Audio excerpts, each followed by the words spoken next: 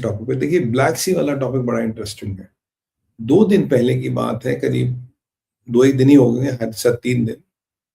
Russia ने Ukraine के port पे हमला किया। वहां तुर्किया के 3 कार्गो शिप्स खड़े थे, वो फूक गए, खत्म हो गए। अब रशिया ने कुछ कहा नहीं, तो भाई वो तो बाई मिस्टेक था, वो यूक्रेन को हमला कर रहे थे, उनके कार्गो शिप उनके पोर्ट्स पे, वहां तुर्किया के शिप थे, वो डिसमेंटल हो गए।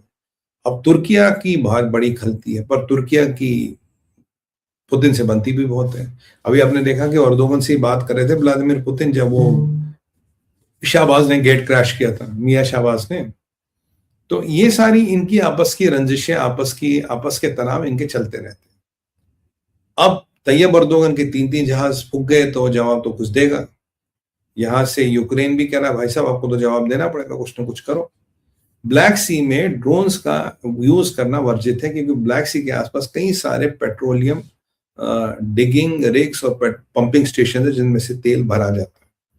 जब लास्ट टाइम विराट और लियोन्स, जो रशिया के 2 कैरियर है, जब उनपे हमला हुआ था, जो यूक्रेन के सी बेबी ड्रोन द्वारा हुआ गया था, तो तब वो तेल भरने जा रहे थे अपने टर्मिनल पे, उन पर हमला हुआ, काफी क्षतिग्रस्त हो गए थे।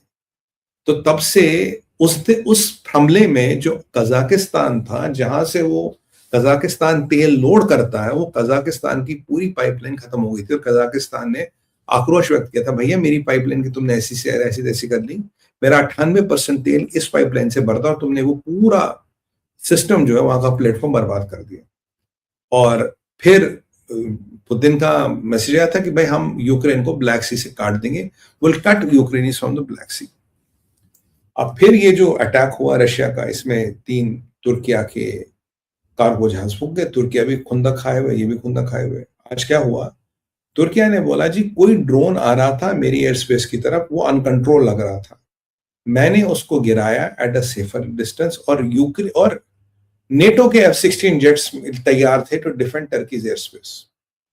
आप समझोगे ये तैयब अर्दोगन क्या है, दीवानों वाली बात करा, कोई ड्रोन था हमने गिराया, ये वो। देखिए, ड्रोन कोई भी गिरेगा तो आपको उसका सिग्नेचर, आपको उसका मेक एंड मॉडल पता लगता है। अभी हमारे जनरल द्विवेदी साहब के एक ड्रोन रखा है, जो पाकिस्तानियों ने भेजा था, तुर्किश ड्रोन था, टू अटैक गोल्डन टेम्पल। हमारे गोल्डन टेम्पल पे अटैक करने के लिए वो भेजा था, और द्विवेदी साहब के यहाँ रखा, हम दिखा रहे हैं, भैया ये देखो, तुर्किया का ड्रोन है, ये पाकिस्तान ने भेजा था, और हमारे गवर्नमेंट टेम्पल को अटैक करने के लिए भेजा था। ठीक उसी तरह से अगर ड्रोन गिरता, उसका मेक मॉडल और टाइप बताता है वो ड्रोन कहाँ का। हर ड्रोन का एक अलग सिग्नेचर है, एक अलग टाइप है, एक अलग, आप जो एक्सपर्ट्स होते हैं they can easily tell you कहां का है। सवाल ये है, जब ड्रोन गिरा और एक सेफ एरिया में गिरा, तो तुर्किया ये नहीं बता रहा ड्रोन कहां का है, तुर्किया ये नहीं बता रहा किसका ड्रोन है। अब आप जरा गेस कीजिए किसका ये ड्रोन हो सकता है। Can you take a guess किसका ड्रोन हो सकता है? लेट्स हैव सम कमेंट्स, किसका ड्रोन हो सकता है ये? और तुर्किया क्यों नहीं बता रहा, ये भी जरा बताइए जरा, किसका ड्रोन हो सकता है और तुर्किया क्यों नहीं बता? Can we have some comments please? किसका ड्रोन है ये और तुर्किया क्यों नहीं बता रहा? Come on guys, can we have some comments please? किसका ड्रोन है और तुर्किया क्यों नहीं बता? Ukraine, Russian, Chinese, Pakistan, USA का, नेटो, और some more guesses. Ukrainian, Iranian, Ukraine, चलो गुड। रशिया। चलिए मैं बता देता हूँ। Thank you for your participation. ये जो ड्रोन था भाइयों बहनों, ये मेरे हिसाब से रशियन ड्रोन था। ये हमारे मित्र बिल्कुल सही बोले, ये रशियन ड्रोन था। कारण क्या है कि ये जो रशियन ड्रोन आया, अरे टर्की के थोड़े ना ड्रोन आएगा, तो उसने कहा जी ये अनकंट्रोल था और मैंने इसको गिरा दिया और सेफ जगह इसने लैंड किया। अगर सेफ जगह लैंड किया, सबसे पहले ड्रोन का निरीक्षण होगा। ये मोस्ट प्रोबेबली रशियन ड्रोन था। अब और साथ में अर्दोगन अपनी मसल्स फ्लेक्स कर रहा कि F-16 जो थे, नेटो के F-16 तैयार थे कि टर्की की एयर स्पेस को डिफेंड करने के लिए। मैसेज क्लियर है, मेरी एयर स्पेस लक्ष्मण रेखा, अगर यहां आओगे तो मैं खुद तो लड़ूंगा नहीं, मैं जाकर तुम्हारे अगेंस्ट F-16 भेज दूंगा। F-16 किसके? नेटो के।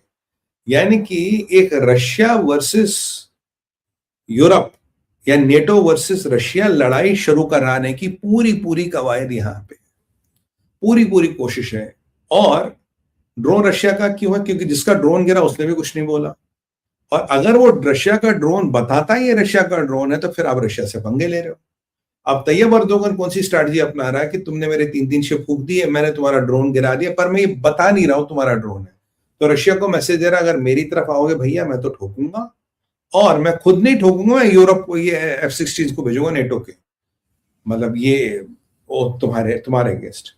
और मेरी जो सीमा है ये अनबेर इट इज द लक्ष्मण रेखा, आप इसको पार नहीं कर सकते। आपने मेरे 3 टैंकर गिरा दिए, मैंने आपका ड्रोन गिरा दिया, हिसाब बराबर। बट आपकी इज्जत बचाने के लिए मैं नहीं कह रहा हूं आपका ड्रोन है, ताकि लोग आपको वैसे ना समझे। तो ये एक पंथ से दो चीज कर रहा है। अगर वो डिक्लेयर करेगा, जब उनको पता लग गया होगा 99% ड्रोन किसका है, फिर आपको फिर एक जियोपॉलिटिकली एक नया मैसेज आएगा, एक नया एंगल जाएगा। इसलिए उस एंगल, उस लड़ाई से बचने के लिए तैयब अर्दोगन ने चुप कह रहा, अननोन ड्रोन था जी, हमें नहीं पता, हमने गिरा दिया। पर F-16 इसीलिए कह रहा है कि भाई मैं नेटो का पार्ट हूं, देख लो F-16 हम उड़ा देंगे फिर।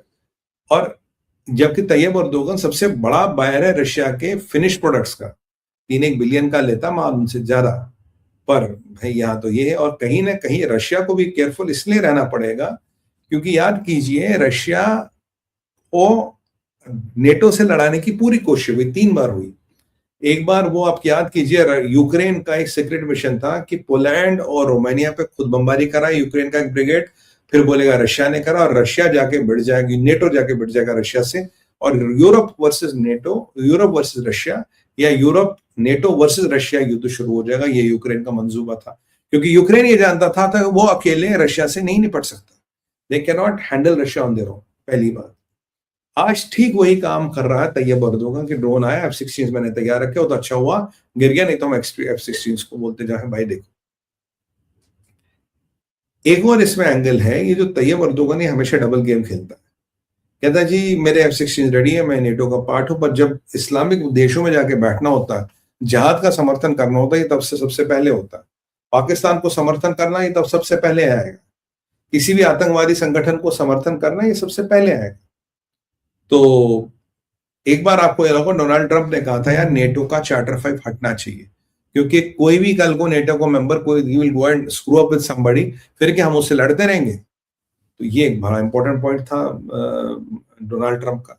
और ये तैयब अर्दोगन कभी ना कभी यूरोप को भिड़वा के रहेगा, ये मेरा आपको प्रेडिक्शन था। मगर बॉस ये हर कोशिश करेगा कि यूरोप नेटो भिड़ जाए अमेरिका से, यूरोप नेटो भिड़ जाए रशिया से, पूरी कोशिश करेगा। He will not leave any stone unturned. दो टेक्निकली बोलेगा पुतिन को मैं आपका दोस्त हूं, मैं आपका जिगर हूं, whatever, but in the heart of hearts he will definitely try this trick. ये मैंने आपको बोला था, और यही ट्रिक ये अभी बिल्कुल कोशिश कर रहा था करने की, बट इसीलिए ड्रोन का नाम नहीं बता रहा। तो ब्लैक सी में दिन ब दिन जो गतिविधियां है वो बढ़ रही है, वो टेंशंस आर स्टैंड ऑफ बढ़ रहे हैं। और ब्लैक सी अगर एक बार आग लग गई तो वहां इतना ये पंपिंग स्टेशन और इतने होल्डिंग बेस है, वहां शायद ही आप कंट्रोल कर पाए। तो एक बड़ी विकट परिस्थिति बन रही है। और याद कीजिए वर्ल्ड वॉर 1 हो, वर्ल्ड वॉर 2 हो, तब भी मिर्चियां और खुजली यूरोपियनों को ही हुई थी, और अब भी मिर्ची और खुजली यूरोपियनों को ही हो रही है। तो सर अब हम चलते हैं अपने चौथे टॉपिक पे, वो है ट्रंप क्लेम्स। ट्रंप का क्लेम यह आया है कि यूक्रेनी deal is all time very near, अब तक से सबसे बड़ी क्लियर न्यूक्लियर डील है। तो सबसे पहले मैं